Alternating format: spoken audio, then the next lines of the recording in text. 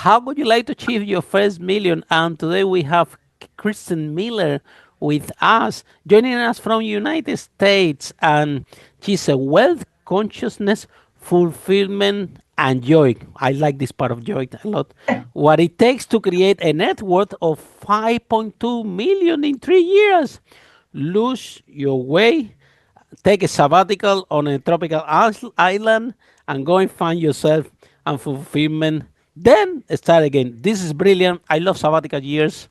So tell us, Kristen, what are the 5 steps that you recommend entrepreneurs in order to make the first million? Welcome to Unstoppable Podcast with Harry Sardinas, inspiring conversations with influential millionaires, investors, thought leaders, entrepreneurs who are making a massive difference with their innovative products and services, and sharing the challenges and wisdom of how they sold their first million. Thank you for having me here, Harry. It's awesome to meet you. The first step, I love these questions, by the way, and it's a good one to help as many people as possible. The first one is know your vision.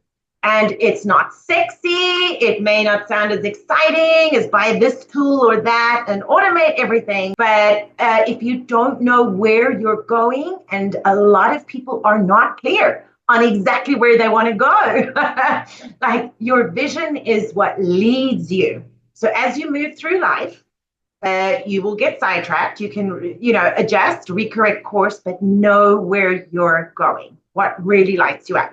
That's step number one. Number two, then I would follow up is know your numbers. Another not so sexy one, but I mean this in the sense of joy from your creative power. So when I mean know your numbers, I teach my clients, and I have hundreds of them in those realms, those who haven't yet hit their first $500,000 even. I mean it in terms of the money model that you put in, your revenue model. So you want to get crystal clear clarity and get yourself to a place of unstoppable belief about your numbers. So most people give the advice of make low ticket, to use the term in the online space, low ticket product set, at $27 or $37, and they enter the churn and burn phenomenon. It's an awful way to get to the big figures quickly. So I flip it on its head. And in my Money Mountain model, I teach you start at the top.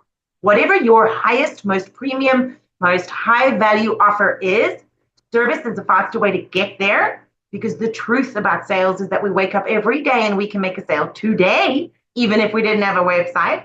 But you start at the top. So if your elite package, whatever it may be, was $20,000 as an offer, you start there. It gets you to the first million much faster. I love it. Start at the top. Very good. You start at the top. You do not Brilliant. start at the bottom. Yeah.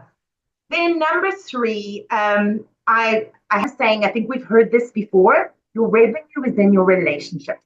I am all about people. Cultivate, nurture your relationships. That's where your future collaborations lie. That's where your future partnerships, maybe JV affiliate partners. There's so many ways to go about it, but I believe the revenue is in the relationships, because at the end of the day, no matter what business we're in, even if you were selling toothbrushes, you're in the business of helping people. So it's about people at the end of the day. And then step 4, after the relationships, I would say rinse and repeat what you can. So by the time you've made a few sales, pretend at $20,000, $50,000, whatever it may be, that's where the hard work lies. It's the internal work, right? By the time you've made a few of those, you can already start extrapolating what could become a signature offer that you can then start doing one-to-many. So you will have figured out very fast by getting your feet wet what works, what doesn't, what can I rinse and repeat, the R&R format there. What can I systemize? Can I hire an assistant in any form? It could be a group coordinator, it could be a personal assistant, whatever. Because now we're going to start playing with team, although it's not needed to get to a million, I promise.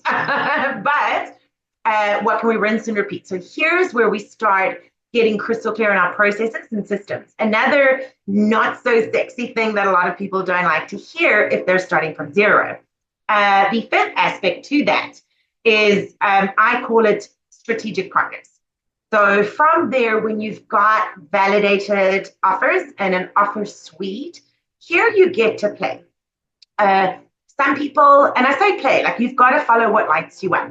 Some people love doing group offers for the majority, and their genuine desire is to serve hundreds of thousands of people in some way. Others, like me, I'm one of them, I will never ever let go of my one-to-one work. The difference is access levels.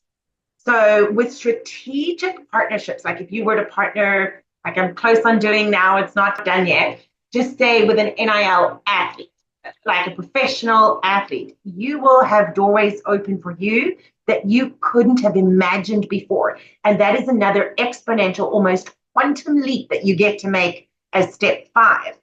But yeah, it starts with your vision. Definitely with a vision. You have to know where you're going. So tell us what have been your biggest challenge in business and how you become that challenge? My biggest challenge, I'm going to put my hand up, is always me. So every time I find myself struggling with something, be it inconsistent revenue, a very common problem, and I had a lot of that in the beginning years, right? Just in the when you're finding your feet, you've built traction, now you're trying to get the momentum flowing. It's always you. So we of us can see our own blind spots. We're number one. Like we just know what we don't know until we become aware of what we're unaware of. So I always think that we are our greatest challenge. So if there is something you're struggling from, people will blame it on money. Say, as you just shared, just following the statistics that most startups fail within the first 2 years, don't even make it to 3 or 5. And the stats just get progressively worse from there. It's again, go within. Ask yourself better questions. Where, like, can I look at this from a different angle? Can I change my perception about the situation or my perspective? Is there someone I can ask, someone who's ahead of me, someone who's been there before and done it successfully so that I can pick their brain, hire a coach, hire a mentor? So tell us about your business, the nature of your business, and you decide to become an entrepreneur. Actually, so how I became an entrepreneur was out of necessity. The last company I worked for as an employee was liquidated. A strategic move, just believe it or not, is common in the business world. So it was strategic.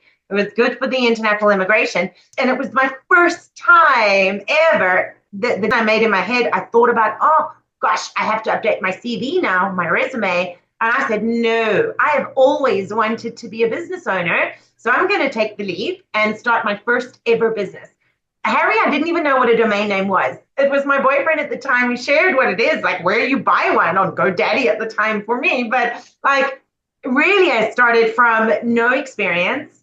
No one in my family is an entrepreneur, right? I don't think the word was mentioned once in my entire upbringing. I was raised the traditional, Wow. typical. Yeah, Wow. you go to school, get good grades, then you got to go to university, otherwise you'll be uneducated forever and get a good job. And hopefully 40 years down the line, you get the golden Rolex or whatever they gift you at the end of this, like I call it the golden handcuffs of life, right? Really, it was a new concept for me. I'm a pattern breaker in my family in many ways. But so it happened out of necessity, but I remember that soft voice that whispered within, do not bother updating a CV and trying to submit it to a gazillion other people in November, which is just before holiday season. Like, what chances would there be of me getting another COO? So I started from scratch, literally learning the bottom. And I again, connections. I reached out to every single connection, every single business card, everyone I'd ever done business with in the past, let them know it's happening. I'm going to be starting my new company. I bought a shelf company. I got it registered. I went to the bank. The next thing I did once I had the company name was go into the bank and take out a personal loan so that I could seed my new company, like to put in the new business bank account. I wanted funds in there. I wanted some capital. So from my own personal loan, I put it into the business bank account. And ironically, Harry, I made more money that first month of business out of sheer nerves as well. I was nervous, than I'd ever made in my entire life before. My own banker said it to me. Said, "Do you realize you've never made this much money in 1 month?" So what you were helping people with? Pardon? Oh, at that time. Yeah, what was the business about it? That real estate investment. Okay. So Kristen, the 1 out of 5 multimillionaires that we have interviewed in this broadcast, they are property investors. They are in real estate. So, can you tell us the good, the bad, and the ugly of the real estate business? Because a lot of people listening this podcast, and doesn't matter what I say here, they say, "Wow, if 1 out of 5 they're going to Harry podcast and they are real estate millionaires." Should be easy become a millionaire in real estate. Can you tell us the good, the bad, and the ugly of the real? Is it really true that that is a good vehicle in order to create wealth, the real estate? I believe it is. Sorry, but again, I'm of the opinion I love real estate. I'm forever an investor. I do know incredibly wealthy people who hate real estate, though. So this is where, and I learned a lot from a man called Garrett Gunderson, right? But this is where I think values-based investing really matters for everyone, because real estate is not for everyone. It's a slower vehicle, but for me, it is my number one priority out of my investment portfolio, both commercial and Wow. residential. Wow. So others, and I've done incredibly well with stocks, shares, equity, that playing market as well at the time that I did it. I lived off the proceeds while I was on sabbatical. So I love investing. I'm an investor by nature. It's actually part of my identity. So real estate is for those who enjoy, I want to say there is definitely a physical element of it. So I like the touch, the feel. There's a physical asset because I look at wealth. A lot of people think it's just revenue and gross numbers, right? I tend to ask the question, well, please show me your balance sheet. I want to know assets, liabilities. I want to speak that language with someone. So it's more than just money. For example, you can be asset rich, but cash poor. It's okay. At least you're still asset rich. So a cash flow crunch is nothing but a cash flow crunch. So the good, the bad, the ugly. I believe there are amazing humans in real estate. I'm truly passionate about it. I served as a private buyer's advocate. So not a lawyer, not an estate agent. I did mortgage origination for years, working with the approved licensed mortgage brokers in the various banks in the various countries. But I was never one of those. I was what they used to call the secret weapon. So I would literally fly countries for people, go and investigate off-plan developments, like look at ground sites, new construction. I believe there's quicker money to make in. There's so many different ways you can make real estate work for you. Are you looking for flipping, which I've not done personally, but that's a whole avenue on its own. And I've got friends who are very successful in that. I love off-plan developments, multiple reasons, but also tax strategy and income strategy. Like I have one money rule in my life. That's every asset must produce income for me. That's Very it. good. You don't want to be asset rich only, yeah? No. It's important. Trust me, I've been broke too. So yeah, Yeah. it's fun, but there's a lot to learn, and different countries will have different regulations and different mortgage types. So what's available in Australia may not be available in the UK, and you live in London, and it may not be available in America. To me, America's got like 100 million different options and opportunities for real estate Absolutely. that I didn't Lot ever. of opportunities and Yeah. lot of very good financial vehicles that we don't have in UK. Yeah. You don't have The, UK or Australia no. or In yeah. UK, you only can fix the mortgage for 5 years. You guys in Yeah. US, you can fix it for the whole mortgage. That's amazing, right? So lot of things that you can do in US that That you cannot that do. absolutely in terms of lending, finance, and so on. So imagine in Spain, if you're first time buyer, you have to put 25% down. So imagine that's a lot of money It for is. a first time buyer as a residential.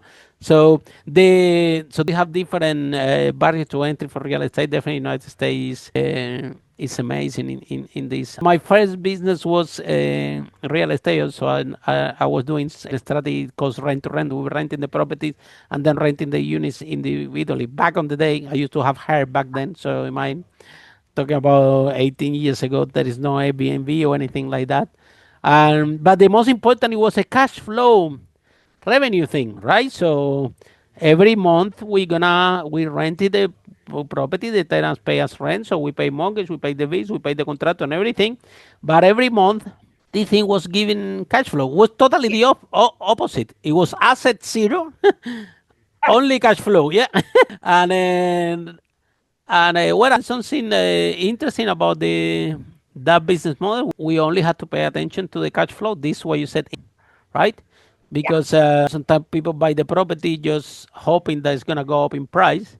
And this is an element that is more difficult to predict. Anything can happen. COVID can happen. Anything can happen. Interest rate, whatever, and something you thought are gonna get up in price, right? So it's important. This Christian piece of tip that you share with us, which I love it, which is every time all your investment, make sure that produce income. Same with the stocks, right? Some Yeah. people, and for the entrepreneurs, we always share here in this podcast, right? Hey, you have a business. Okay, you have a business, this business, a lot of entrepreneurs take the money, reinvest in the business, take the money, reinvest in the business, take the money, reinvest in the business. And when they have a big business, making a lot of money, COVID happened, something happened, they go to zero and they lost 10 years of work, and then they have to start all over again. Whether would be more another way that they can diversify the risks. Okay, you have a business, this business is growing. Okay, hey, you know what? Buy a property that produces your income, and even the money from the rent that you take in after you pay the mortgage, you can use this money for marketing for your own business. But guess what happens? If something goes wrong with your business, still you have this thing that can produce cash flow. Because entrepreneurs, they are not always good investors. I believe that good investors, they are good, okay, because they have an ability to evaluate risk more and to check the due diligence. So a good investor is usually a good entrepreneur, but good entrepreneur not necessarily has to be good investor. And we know people that have exits and make millions. And they, oh, what can I do with this money? Then the friend come, hey, I have this property deal that's gonna give you 40% return. Give me all your money. And you see, oh, we have entrepreneurs that have exit several companies. They have make a lot of money, and they took all this money, give it to a financial advisor, and then when they check after, a lot of zeros disappear, and this is when they realize that, oh, these people make money with the fees. They're not so interested in grow. Actually, I'm losing zeros here, and they need to start to take ownership and become a great investor. So, Christian, what message do you have for entrepreneurs out there? Because we want all the entrepreneurs from this podcast to be healthy, wealthy, and happy. And sometimes these get lost in translation, that it's as important to make money as to keep it. We have people in this podcast, 500 millionaire. If you hear the story, people make millions losing, make millions losing, make millions losing. Well, definitely that person doesn't have any problem in the capacity to create money. Yeah. Can create money. However, if you don't know how to invest it, or you don't take the poor decision investing that money, it's gonna go. So tell us a little bit more about this. What message do you have for entrepreneurs? The first part is such a boring word, but I have to say it. Mindset. Yeah, investors are boring. Investors are It's boring. It's not fun deal with investors. I talk to all of them. They're serious. They wear glasses. They don't want the party. They when you go to, have you been in a family office event or an investment event? It's so yeah, quiet, so boring. You there, but hey, these are the people that would know that they can help you how to keep your money. So you need to become friends of these people, right? yeah, yeah, absolutely. Again, connections and relationships, and it can be fun. But I think this ties in with you've got to know what I'm going to use a light word, enjoy versus not. So because there's so many financial instruments, as you touched on before, and there's so many different vehicles for investment. So be careful who you learn from, for sure. So I've invested in myself and my personal growth with multiple wealth teachers, coaches. Mal Abraham, working with him now, recently last year, did, I think it was 4 or 5 months with him. Anne Wilson, the wealth chef, South African with plenty stakes in England as well. Seriously, one of the few financially free women I know personally. She is incredible. So the wealth chef is a good resource. The Point Garrett is one of my favorite resources. And every time that man offers a workshop or something, I'm there. I'm online. I don't care what time it is at night. I'm there and I'm learning and I'm growing. So the first part is mindset, because you have to be able to identify what areas specifically, because the word investment, the industry is broad. What lights you up? Where you're most passionate. I've got friends who have made small fortunes with vending machines, as one example. It's not for me though. So I don't want to dip my toes there. I'm not saying it doesn't work. I'm aware that it does work for people who They have are very passion. good actually. Yeah, There is no go figure. overhead. It's a very business model actually. This vending machine things. They're They're loving it. brilliant. Yeah. I haven't yet. Like, I prefer real estate. I love stocks and those sorts of portfolios. I love businesses. So, multiple businesses. A trust is an entity. For example, now you get how many different types of trust? So, you family trust, share trust. You can even get a pet trust in the USA, which I didn't know until a few years ago. So, there's so many Wow, a different, pet trust? yeah, for your pet. Really? I Wow. did. You think about the really wealthy people with incredible racehorse breeding stallions worth multiple millions of dollars, as an example. That can come into play in those families. So those family offices start dealing with incredibly high value animals, that have a legacy of their own and can go on in perpetuity without you. So again, what is the vision? Are you just here to make the most of life, which I think we all should in the best ways we can and have fun while we're here?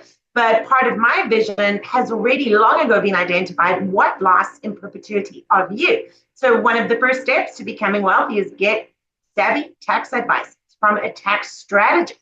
I had to get international tax advice being a foreigner living in South Africa, who then started working in America long before I came here. Like, you've got to get good advice because an accountant is not a tax strategist necessarily. Carlton Dennis, I follow him online. I don't know him personally. I love his work though, and I follow him online.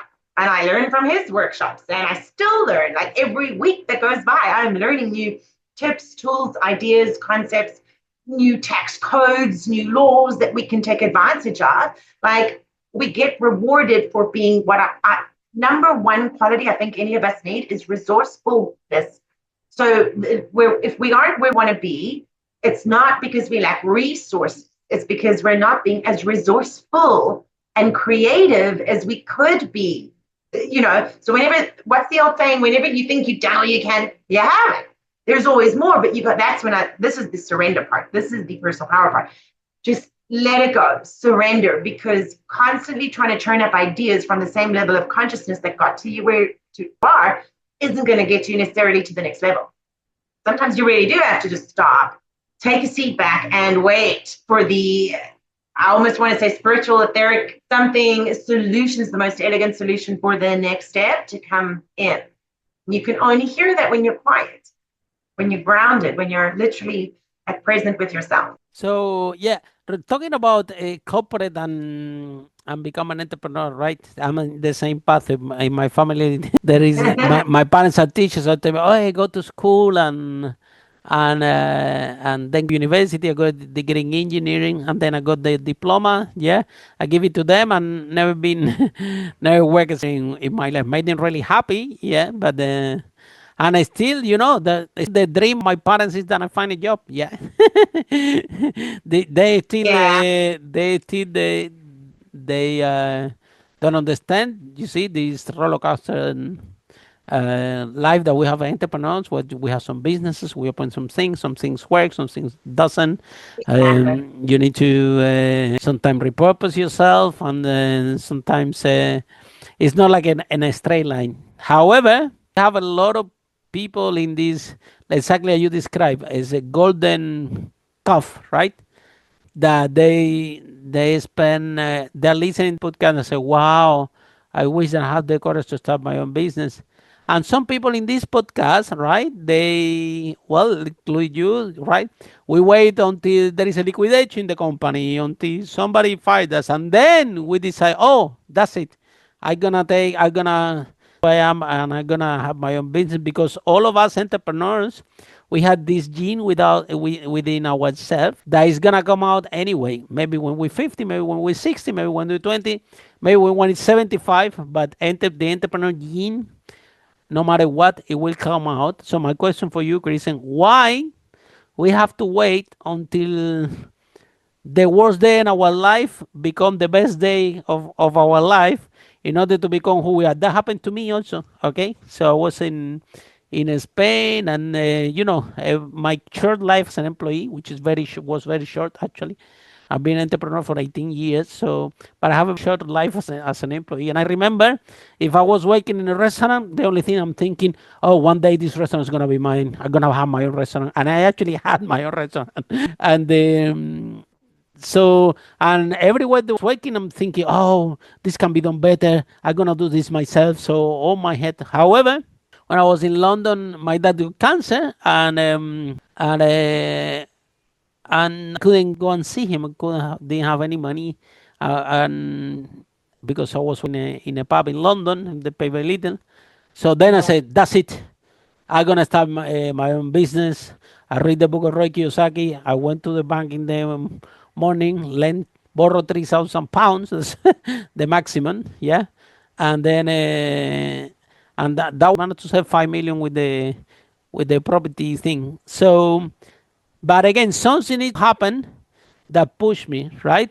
And then we have a lot of people in this podcast that similar story like you, like, well, I got fired, COVID, then you sharing liquidation.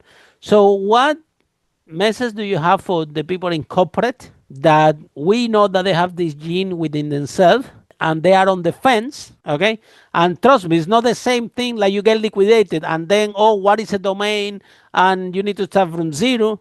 Rather that if you might increase it, that you were working in your company and maybe in the weekends, you already had your domain, you already have this, you already have that, you start to bid. So one day you have a surprise, oh, the company liquidated, said, okay, you know what? I don't care. I'm making my money, more money in my side gig than actually in corporate. So what message do you have? I know it's difficult, but because you've been there. It's twofold. So I was comfortable, and the comfort They zone make you where, comfortable. That's their expertise. They make you comfortable. They pay you good money. They do yeah, everything. They want to keep you comfortable and safe. it's a false sense of security. And I was there, so I know. It was just so comfortable. And so it's really true. Like when you really think about it, journal on it, just go for a walk and truly think about, are you just comfortable or are you truly fulfilled? So, like you, I had all these little nudges, these little thoughts that would cross my mind for years, a couple of years anyway, before I really broke out on my own. But life happens, you get busy, you've got a C suite position, you're in corporate, you're doing well, it's comfortable, you've got a great team. So, Your really, I parents had no, happy. Your parents happy because you have a nice job. Family all happy. Whoa, look, my daughter have a good job, get paid. She's in corporate. comfort zone is part of it. The next is that it is true for most people in the world that we only make the changes we need to make within ourselves. So, heart, mind, and soul level in a crisis when something bad happens. This is where it really, I could only people dig deep and know, are you fulfilled or is this habitual? I promise you now, a good friend, we just a friend, he was unemployed, tried to start his own gig, didn't work in the beginning. It was tough. He didn't have much time. Anyway, just a friend, not a client. Supported him, tried to inspire him, give him some ideas, left it because I said, wait, not your mama and I'm not your mentor, right?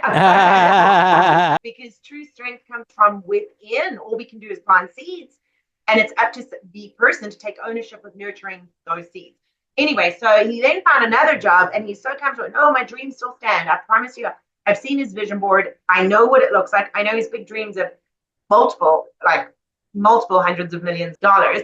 Yet he's still in the same position today, over 2 years later, because he's comfortable. If it's a hard day, I'm going to go home and eat and watch TV and go to sleep. Okay. So what a comfort zone. You touched on earlier, Harry, there are ways to go about building your business while you're still working, but it's going to require commitment from you, which again, you're going to push comfort zone. You're going to push boundaries that you're not comfortable Maybe he with. doesn't have the gene. He doesn't have the gene inside. It's Yes, something know it because now. Yeah, is no everyone. It's also we have to say it in corporate. Everybody listening. Wow, I wish that I have the courage to have my own business and to have the freedom. But that freedom come with the price, come with that. Yeah. Well, Right. number one, building your product from 0 to 1. Probably you might need to work Monday to Sunday, few In the weeks or a couple of years. Yeah, couple of yeah. years. That's after.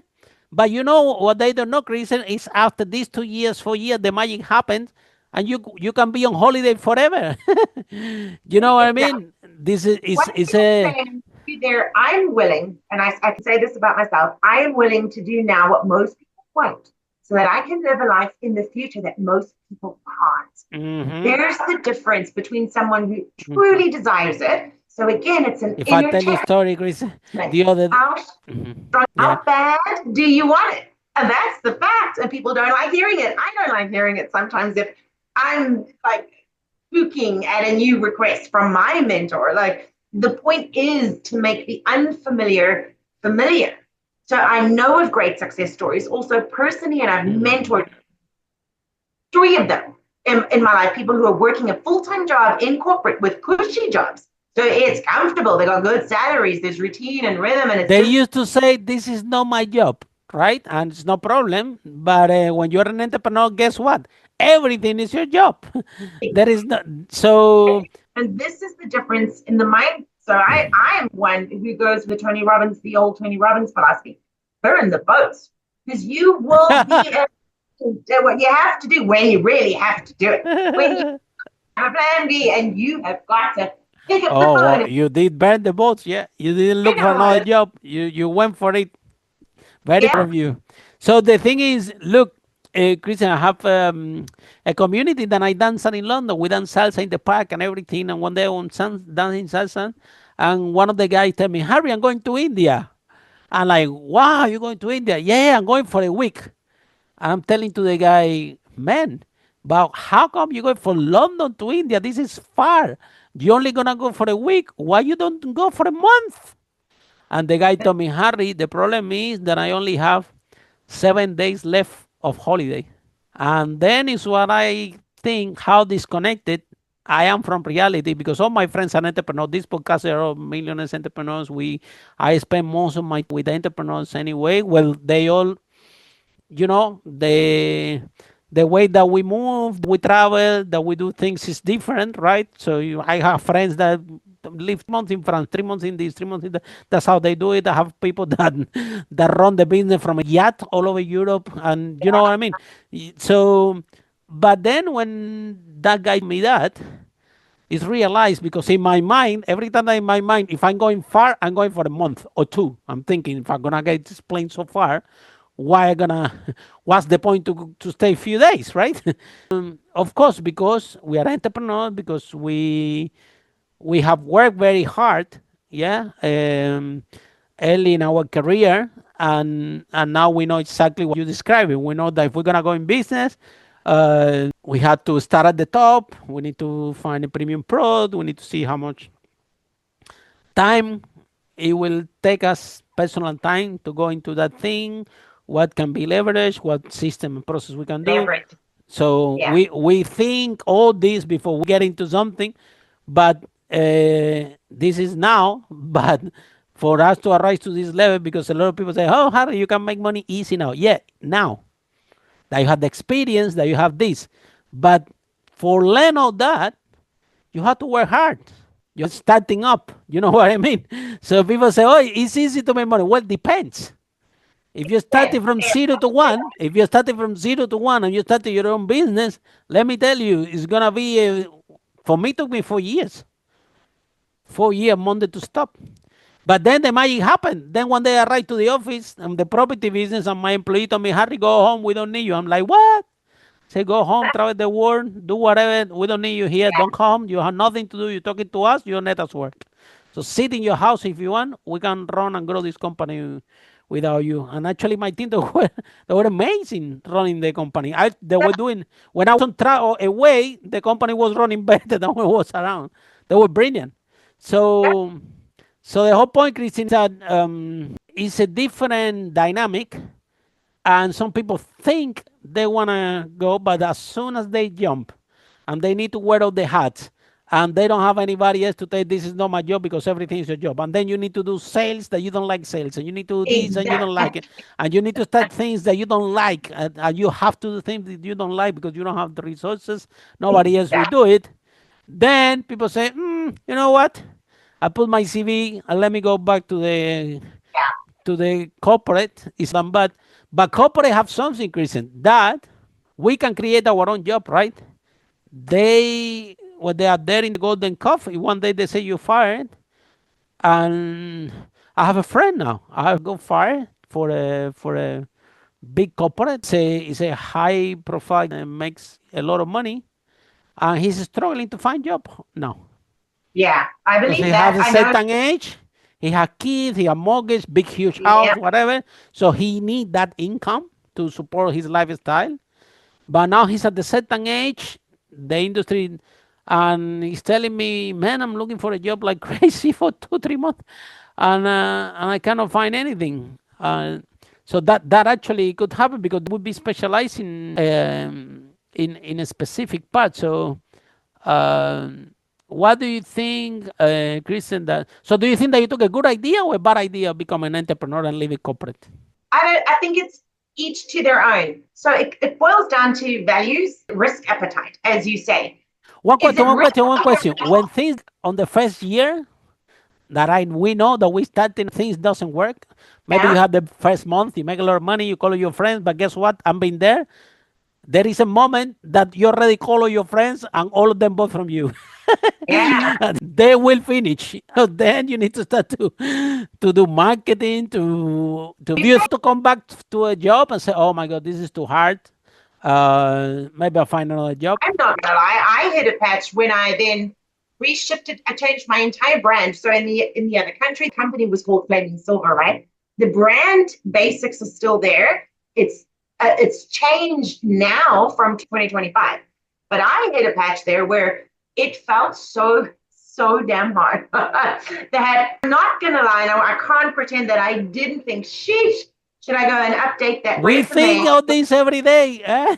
When things go tough, we are thinking, why with the CV that I have, people type my name in Google, I can get any job and make my life a piece of cake.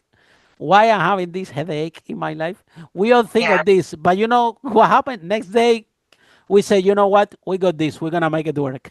exactly. Yeah. So there's the persistence part, and that is a virtue and a value. Like I'm incredibly persistent, and again, because I know my vision, and because I know my heart space, and I know what I'm trying to achieve is bigger than me, much bigger than me. It's not even about me at the end of the day. Mhm. Like, only obviously my closest circles No, you can know, which inspire people. Look, how many women can you inspire in corporate listening this yeah, podcast that they say, yeah, look at her, amazing. Yeah. how many now as well. That's my new ideal client is right. They're all over 45. And they have what we Cash call, rich and time poor secrets and and science. unsafe and secret safe and thinking that they Yeah, are safe, right? it's all that. And Mm. but it's different for everyone because what people think they value, freedom. You ask anyone, do you value freedom? Yes, it's my number one value. I want to be free. Yet they will keep repeating the same cycles and habitual patterns, both thought and then physical, again and again. And they call they live the same year the next year after year, until they get caught with their pants down. Like you said, Mm. unfortunately, it's a layoff in a big corporate. And that happens. It's happened to good friends of mine too, from big positions. So the one question I always ask myself, what people need to understand, everyone wants financial security, but few want financial freedom. Everyone Mm-hmm. wants financial freedom, most want financial security. And there is a difference. So the higher risk appetite is required for financial freedom because we're going to take bigger risks. And you're so right. We don't always win all the shots we take. I've Mm. lost so many times. I stopped counting. I stopped focusing on them. I just keep moving. Like you say, a bad day doesn't make a bad month or a bad year. So the next day you wake up, fresh start. I'm meant to be here. This is part of my Let's go for it. it's that persistence, that determination, like a pit bull on a bone is what I call it. It's a knowing, and people move up that belief ladder to the knowing. Like knowing is almost stronger than belief. Like Do you believe that anyone can be financially free? No, I don't. Okay, so different question, but like ask yourself the question, if people are in corporate and they're teetering on the edge of a job versus starting their own business, well, you have to have that vision. Like, how do you want the business to look for you? Because I don't ever never have wanted a brand New York City with, I don't know, 1,000 staff members. It's never going to be my dream. I'm far too artistic, and like you say, freedom it's my number one value, and it truly is. So because I'm self-employed and run my own virtual team, I get to decide to take the day off on any freaking given day when I want to. Absolutely, absolutely. You know my days off. You know which one? The new invention that we did from years. Mondays. Mondays. We take Mondays and we love it. We've been taking off Mondays. Yeah, oh my God, the restaurants are empty. You know, when everybody's so stressed out, um, you take Think the about, Monday off. It's amazing. I We love also Monday. give our team also Monday off because we want to be off on Monday. And they call Wednesday Nobody where, works. thank God it's Friday. Like just that philosophy. Think about the energy behind the TGIF.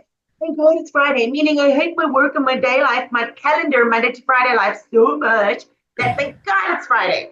It's like you're escaping from something all the time, whereas it is true what they say. How committed are you to step into a life that you love every day, no matter the day? I don't care. And you Days can don't matter. design it and you can your own way. I can tell you this: the Mondays is amazing to rest. Amazing. Listen, you have. My mom says, "Oh, you If you're work too gonna go hard." to a theater, no queues. Oh, exactly. Do You go that. to I a go to restaurant, yeah, and then also the holiday thing. You know what I mean? Like because they exactly, just you don't have to don't. pay expensive tickets to go on holiday. Where everybody's on holiday, you work. Amazing. You find amazing prices and things to enjoy the freedom. So I like this that you shared. You know, the freedom is your first value. Freedom is something that. That is amazing. When I experience what I experienced it exactly that my employees told me how to go home. I didn't. I'm thinking how even pull this off. Amazing, right?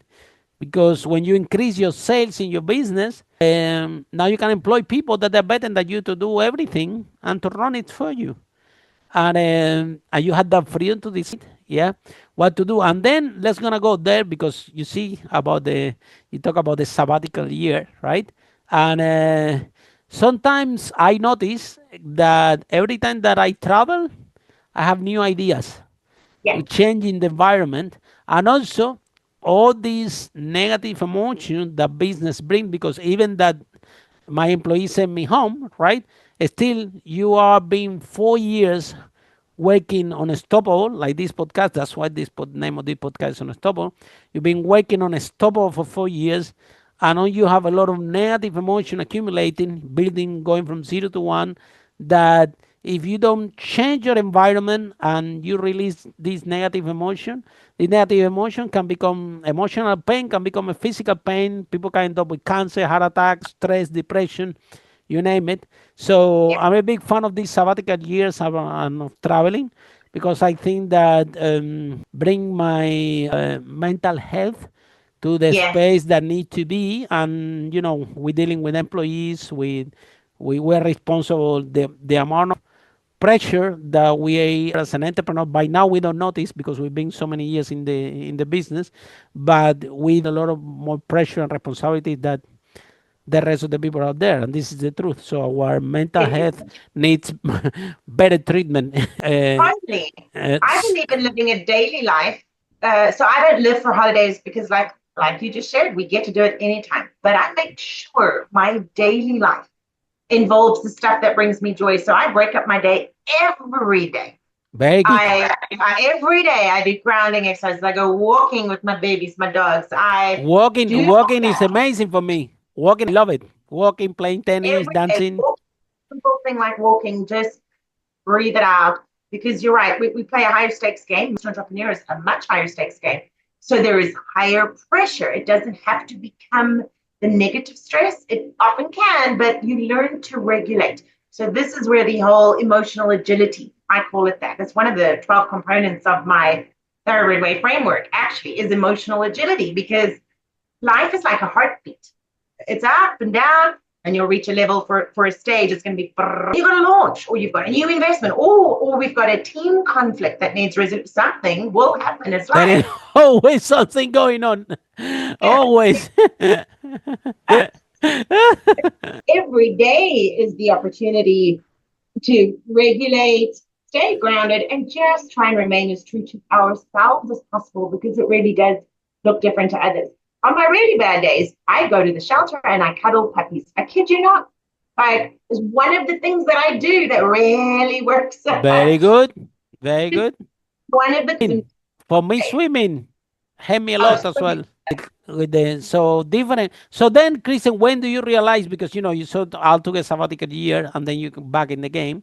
So when do you realize that? Hold on a minute, because I learned this on the hard way, right? Yeah, I didn't. So imagine at the beginning of my career, used to work Monday to Sunday every day, no unstoppable.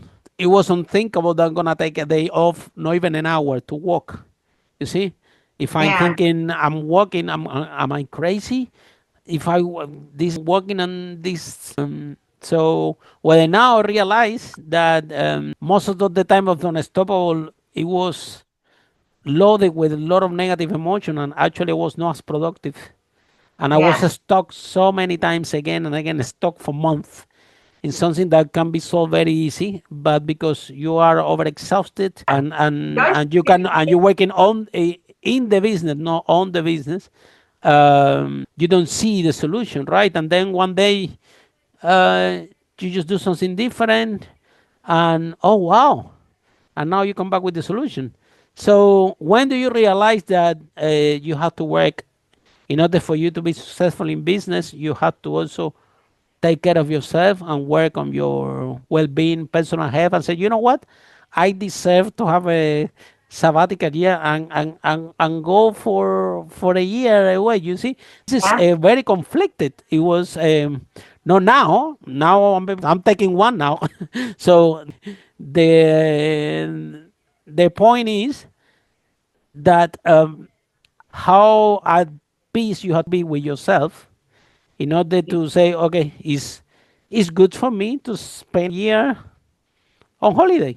And it's okay, and I deserve it, because that's the other thing. A lot of people talk about how to deal with failure. Nobody talks about how to deal with success. And last time that I was doing my success, I'm thinking, I'm unsure that I'm gonna go on holiday, right? I'm working, even if I work really hard for it. But once you own it, it's amazing. So tell us about this process. Well, I learned the hard way too. So when I decided, and I mean clear cut decision from, I almost want to say, an otherworldly place, total spiritual, intuitive hit that stopped me in my track. It was Christmas Day, 2015. And I was single female, two dogs, big old farmhouse. Like, it's huge, big house all by myself. But my Great Dane at the time, Blue, had eye surgery. He had entropion, so I had to fix the eyelashes. And I was sitting there. That's the reason I didn't go out, to join anyone for Christmas Day. I said, no, I'm staying with my boy. I got to watch him. He's not allowed to get dirt or sand or anything in the eyes, right? And it just hit me like a ton of bricks that day. I said, I'm done. I'm done with that whole work hard thing that we're trying to we're taught is the way forward. It is, I'm going to be honest, like super hard, is the most crippling belief that I'm still working on dissolving, that I own, and Mm. mindset and body of mind. But so that day I said, that's it. That is it. Why? I'm living in another city that I didn't really want to live in, but it was so good for business. I did this and that. And every time I flew, I was on an airplane every week in different countries. And then I come and babysit my babies and, watch them while I went and did business around the world. Like, so was I happy? Yes. Do I love travel? Absolutely. Everybody loves travel. So I don't know. Me too. There is a benefit to being wealthy like that and being able to travel all the time, but it gets to you. You do it for long enough, I promise you get tired of it. Oh I yeah, got, tell me I got about. this, yeah. I said there's got to be another way to rework my entire life from scratch, because this is no longer Mm. acceptable, not to me. Anyway, so that's the day I decided that I phoned my dad, and he thought I had, oh gosh, early midlife crisis. I Uh, actually phoned a friend, and he had a friend, a US veteran, funny enough, in Joburg, in Johannesburg, who I still credit him to this day. He saved my life. So he did all sorts of holistic healing. He taught me about acupuncture stuff. I was aware of it, but I didn't do that. I bought into the lie that we were taught that hard work will make you everything. No, it does not. Hard work does not equal No, success. no, no. It can literally kill you. Hard labor, yeah, exactly, will kill you. So I had reached a stage of clinical burnout, Oh right? I was a wow, renal failure because wow. everything was spinning. And like you said earlier, we can't see clearly, even though we think we're doing the best we can in this situation at the time. I had 4 businesses. One was not doing well at all. There was a lot of stress there. The other 3 were doing great. Mhm. But there was just too much on my plate. I was Mhm. unhappy. I had split focus, which leads to what? Split results. Yes, There was yes. it's Been on. there, done it. My parents suffering, and I was the sole breadwinner for everyone. Team of 5, mom, dad. How many dogs at the time? 5 or 6 dogs at the time. Oh, Uh, that sounds busy. there was just so much going on in my life that I didn't have time for me at all, Mhm. and my body told me before my mind realized this is Mhm. not healthy at all. So anyway, worked with this vet. He wouldn't even charge me. So Oh first time I wow, went, he refused to charge me. I was that bad, wow. apparently. He was sorry about you, yeah. Anyway, and that's what caused the change. So by the next month, that's when I started giving away and selling everything I owned. Now I had multiple investment properties. I had furniture. I had houses in 2 cities. I had, everything. I was like, nope, gone, gone, gone. My big, beautiful dining room table. I get giving it to my mate and her boyfriend, and they came from the squatter camp with their beautiful little truck, bucky, as Mhm. we call it there. And they received it with such love. Cried. It felt so good to just relinquish and get rid of anything that didn't form part of. All I knew is this is not working for me. I know what my new future would look like. I honestly didn't. I was lost, totally lost. Um, I just knew that this was no longer it. Like my life is up to that time was no longer it. I then moved. I proceeded to move. That's why I got rid of so much furniture. And I hauled all the way down 10 hours later to the other little city that I've never lived in my life to be closer to my parents, right? Mm. I chose quality of life over quantity. In that, Exactly. And yeah, then the yeah, I remember that back in the office when I started my first business, the property, if I work with if every time that I go to the office and I used to work 12 hours, 14 hours, no stop, you are the hero in the office. Hi, everybody. Wow, can you believe that Harry worked so many hours? And I'm thinking now, that was the most stupid and unhealthy thing to do. It was so unhealthy that I remember because I didn't have time. I, yeah, re- I remember that I wake up and I eat at all, okay, because I'm busy. And I work the whole day. And then 10 or 9 p.m., 10 p.m., when I'm really hungry, that I don't even move. There I would call the restaurant on the corner. It was 2 restaurants in the corner, one Chinese and one India. And I said, I'm hungry. Just that. That's how time efficient I was. And knew that they have a number in the restaurant that yesterday I ordered the Chinese plate 45, yeah, so they know that next one is 46. So imagine I was eating anything, whatever whatever number comes next, yeah, and what even they know the Chinese, so they all knew. So I only need to say I'm hungry. That's it. They knew. Okay, they mark it there, and I didn't need to speak. I was so hungry and so tired that I cannot even yeah, have the energy to say what I wanted to eat. And then they will knock my door. They give me whatever number is due, and I will eat that. Look, I'm still chubby, yeah, taking a hit because of that. So it was the most time effective for business, but it was killing me with my health, right? yeah. And my emotional being, and you don't realize that you all into the business, or you thinking I have to make this work, I have to make this work. Food is not important. If I'm hungry, I'm not eat. I have to make Waste this work, and then time. you spend 4 years dead, 4 years not stoppable until actually you make it work, and then your employees tell you go home, you're free now, and now you're looking at yourself, and you're shabby, you have some mental emotions about the process you go through, and you're kind of lost, right? And then this is when you start. This is all the personal development, the growth. I think all of us going from 0 to 1 is a process that is intense, okay, Yeah, especially when we don't know from anybody and we need to figure out Yeah. everything by ourselves, right? Because I didn't know anybody that was an entrepreneur. I didn't even know what marketing was. After 2 years, I learned that this advertising that we put in website, then it was gone through. It was actually my marketing strategy. I didn't know. All I was doing, okay, I have this room, I had to sell it, I had to find the thing, I had to pay everybody, I have some money left. Okay, one more house. That's all that was in my mind, and let's try to be happy and things like this. So, Kristen, if someone in corporate is inspired by this conversation, I want to learn more from you, and or people want to start to see what can you, how people can find you, how this process works. They can look at my website, and I apologize, it's being updated as we speak. Because as you know, we go through You evolution. are So nothing to apologize. You have done fantastic. Nothing to basically, apologize. but my website is kristenmiller.com. That's it. You can find me there, submit an inquiry form. I will personally respond. I really take it to heart. I think what we've been through, I was thinking about it when you were speaking now, Harry. I think the gift that comes out of feeling so lost and being so almost burned out for real, like I was, you were, that we don't even realize we step back to just in the business all the time. Good for business, not good for us. The gift we have become, I know I have so much more compassionate understanding of others when we see them hurting. Because Mhm. I really, it instilled in me a stronger passion for helping people who are hurting in some way.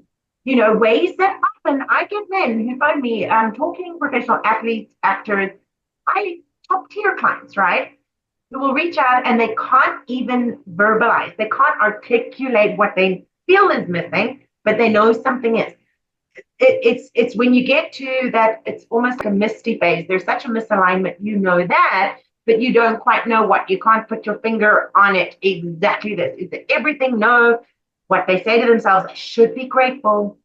Got this, I've got this. So the shame cycles and that inner critic voice becomes so harsh. So like you and I, we've been there. We've been there. I've got a world and empathy and understanding for people who are going through stuff like that because it's tough. It's tough. Like it's tough to hit those Mhm. bottom.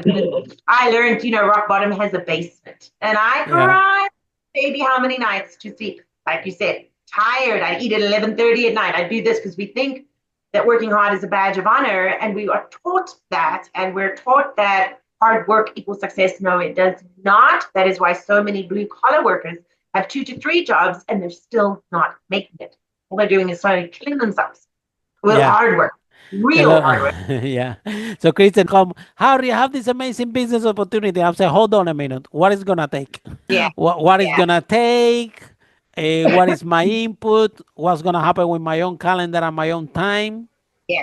How this will be affected because my time of working and my time to go to a pool and to go planning and to traveling, how this will affect my